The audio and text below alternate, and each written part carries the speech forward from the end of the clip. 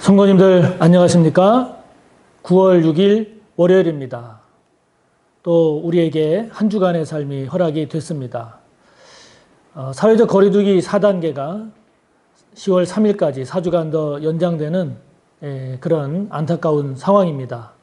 그렇지만 우리가 그럼에도 불구하고 패배하지 말고 힘을 내서 말씀을 묵상하고 또 주님의 교훈 따라 살아가는데 저희가 더 힘을 내는 이번 한 주간이 됐으면 좋겠습니다.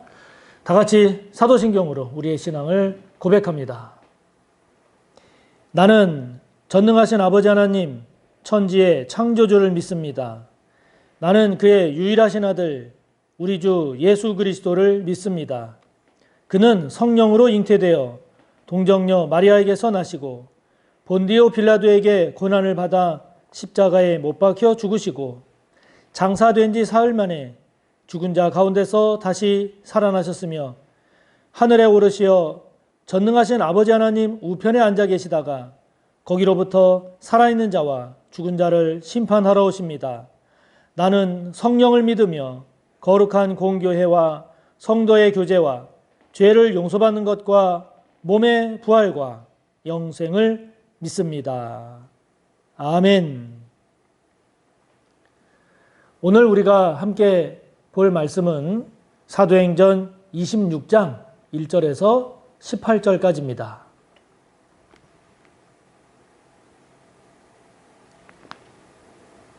신약성경 신약 232쪽 사도행전 26장 1절에서 18절까지의 말씀 함께 봅시다. 아그리빠가 바울에게 이르되 너를 위하여 말하기를 내게 허락하노라 하니 이에 바울이 손을 들어 변명하되 아그리빠 왕이여 유대인이 고발하는 모든 일을 오늘 당신 앞에서 변명하게 된 것을 다행히 여기나이다. 특히 당신이 유대인의 모든 풍속과 문제를 아심이니이다. 그러므로 내 말을 너그러이 들으시기를 바라나이다. 내가 처음부터 내 민족과 더불어 예루살렘에서 젊었을 때 생활한 상황을 유대인이 다 아는 바라. 일찍부터 나를 알았으니 그들이 증언하려 하면 내가 우리 종교의 가장 엄한 팔을 따라 바리새인의 생활을 하였다고 할 것이라. 이제도 여기 서서 신문 받는 것은 하나님이 우리 조상에게 약속하신 것을 바라는 까닭이니 이 약속은 우리 12지파가 밤낮으로 간절히 하나님을 받들어 섬김으로 얻기를 바라는 바인데 아그리빠 왕이여 이 소망으로 말미암아 내가 유대인들에게 고소를 당하는 것이니이다. 당신들은 하나님이 죽은 사람을 살리심을 어찌하여 못 믿을 것으로 여기나이까?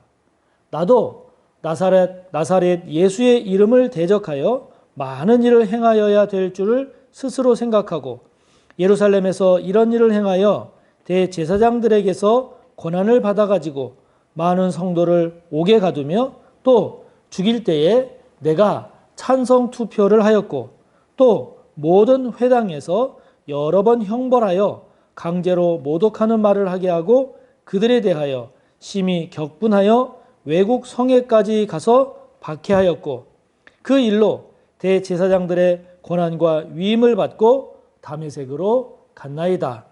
왕이여 정오가 되어 길에서 보니 하늘로부터 해보다 더 밝은 빛이 나와 내 동행들을 둘러 비추는지라. 우리가 다 땅에 엎드러짐에 내가 소리를 들으니 히브리 말로 이르되 사울아 사울아 네가 어찌하여 나를 박해하느냐. 가시채를 뒷발질하기가 내게 고생이니라. 내가 대답하되 주님 누구시니이까? 주께서 이르시되 나는 네가 박해하는 예수라. 일어나 너의 발로 서라.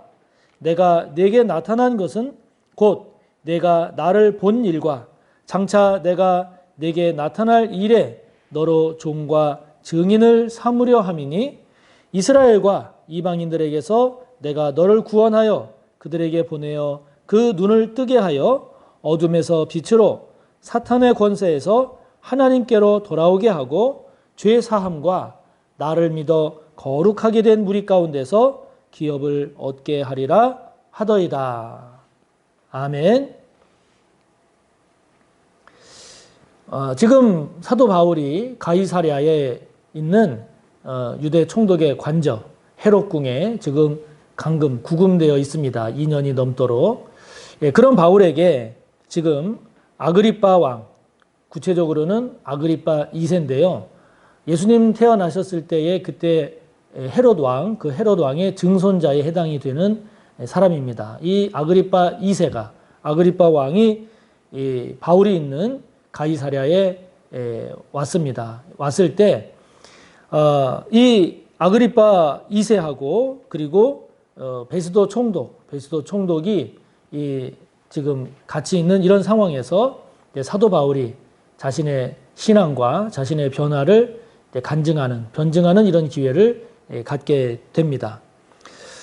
베스도 총독이 있는 이 가이사랴에 있는 유대 총독 관저로 온 이 아그리빠 왕과 베스도 사이에 이 바울에 관한 이런 이야기들을 나누면서 그렇다면 이 바울의 이야기를 좀 듣는 기회를 가졌으면 좋겠다. 이런 이야기들이 오고 감으로 인해서 이제 아그리빠 왕과 베스도 총독이 있는 이런 자리에서 이제 바울이 자신의 그런 신앙과 그리고 자신의 변화에 대한 이런 간증의 시간을 가질 수 있게 된 거죠. 그래서 지금 1절에 보면 아그리빠 왕이 바울에게 너를 위하여 말하기를 너에게 허락한다 라고 이야기를 하니까 바울이 이제 손을 들어서 예를 표하고 이제 자신의 신앙과 변화에 대한 것을 간증하게 됩니다. 바울은 이렇게 자기에게 온 기회, 즉 예수님을 전할 기회, 복음을 전할 기회, 자기가 예수님을 만나서 변화된 그 자신의 간증을 이렇게 전할 기회가 주어졌을 때 바울은 그 기회를 통해서 자신의 변화를 간증합니다. 그리고 자신이 만난 예수님을 전합니다. 그리고 그 자리를 통해서 전해야 할 복음을, 진리를 전하는 일을 잘 하게 됩니다.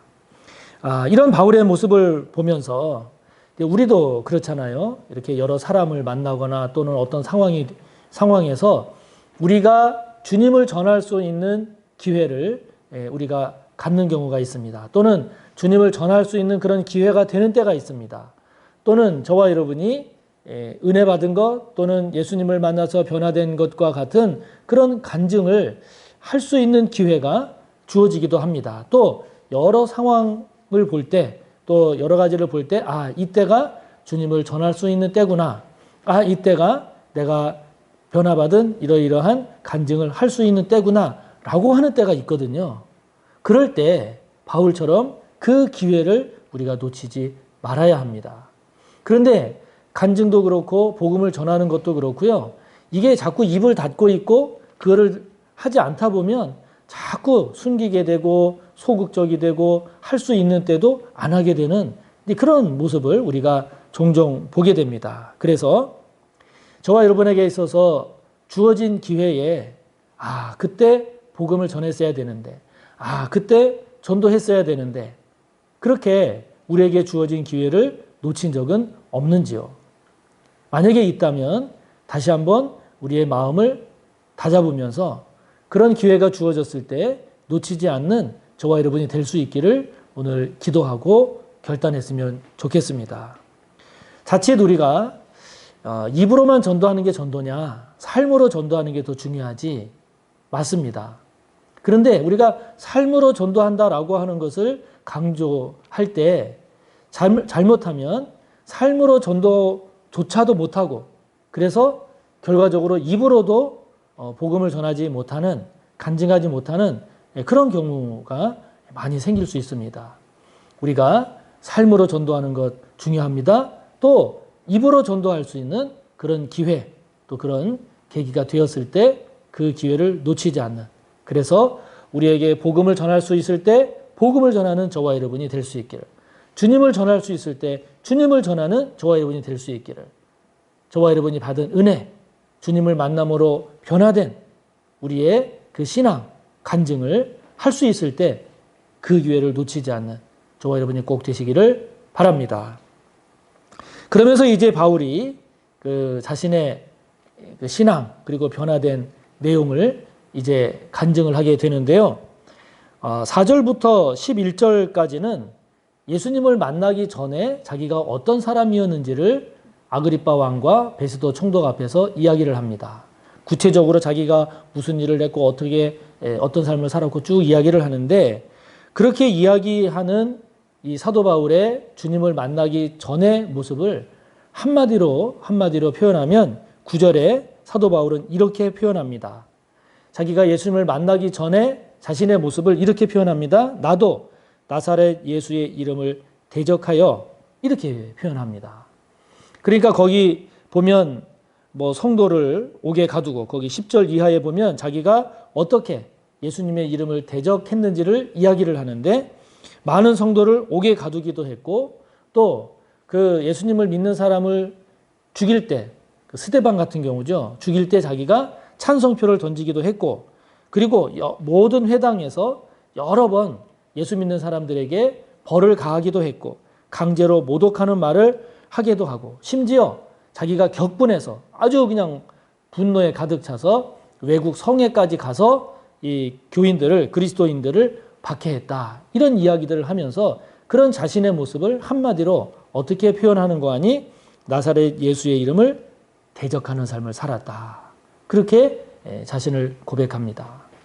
여러분, 사람이 변화되고 신앙이 아름다운 모습으로 변화되고 성숙될 때는 그냥 시간이 지난다고 되는 게 아니라 내가 어떻게 예수님께 대적하는 삶을 살았는지를 깨달을 때, 그래서 그 깨달은 예수님을 대적하는 그 생각, 그런 삶의 모습을 바꿀 때, 그럴 때 우리의 신앙이 성장하고 우리의 신앙이 변화하게 되는 거죠. 그렇기 때문에 예수님을 대적하며 살아가고 있는 내 삶의 모습이 무엇인가라고 하는 것을 우리가 깨닫는 것은 굉장히 중요합니다. 이제는 예수님을 믿으니까 예수님의 이름에 대적하는 삶의 모습이 없을 것 같습니까? 그렇지 않습니다. 우리가 예수님을 영접해서 구원받았다 할지라도 우리가 끊임없이 우리의 연약함과 우리의 죄된 모습 때문에 주님의 이름을 대적하는 그런 삶을 우리가 살아가는 모습을 얼마든지 보지 않습니까? 그것이 바로 사도 바울이 주님을 만나기 전에 그런 삶의 모습인데, 그런 모습이 오늘 우리에게도, 저와 여러분에게도 있을 수 있다 하는 거죠. 그래서 다시 한번 이 사도 바울의 나사렛 예수의 이름을 대적했던 자신의 모습을 이야기하는 사도 바울의 모습을 우리가 묵상해 보면서 저와 여러분에게도 지금 예수님의 이름을 대적하는, 예수님의 이름을 거스르는 그런 저와 여러분의 삶의 모습은 무엇인가? 말씀을 대적하며 사는 저와 여러분의 삶의 모습은 무엇인가? 거기 14절에 보면 예수님께서 사도 바울에게 나타나셨을 때 사울아 사울아 하시면서 가시체를 뒷발질하기가 너에게 고생이니라 하는 주의 음성을 사도 바울이 이야기합니다. 여기 가시체를 뒷발질하기가 내게 고생이다라고 하는 이 말은 그 가시가 돋친 나뭇가지를 뒷발질하면 누구만 아프겠습니까? 뒷발질해서 그 나무, 가시가 있는 나무를 계속 뒷발질하는 그 사람만 고생이고 그 사람만 고통이잖아요. 그것이 바로 예수님의 이름을 대적하는 사람의 영적인 또는 삶의 모습이다라고 하는 겁니다. 그러니까 그것처럼 어리석고 불행한 일은 없는 거죠.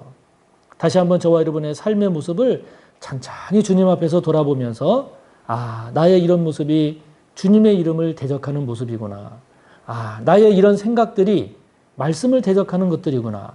나의 이러한 모습이 주님을 거스르는 그러한 삶의 모습이구나 라고 하는 것을 발견한다면 그것이 은혜입니다. 그것을 깨닫고 돌이켜 바울과 같이 변화되는 저와 여러분이 되기를 바랍니다. 그러면서 사도 바울이 주님을 만난 그 만남을 통해서 변화된 것을 이야기를 하는데, 주님을 만나고 나서 이 사도 바울이 자신이 그렇게 주님을 만남으로 변화가 됐는데 그 변화된 목적이 무엇인지를 주님의 말씀을 통해서 깨닫게 됨을 이야기합니다.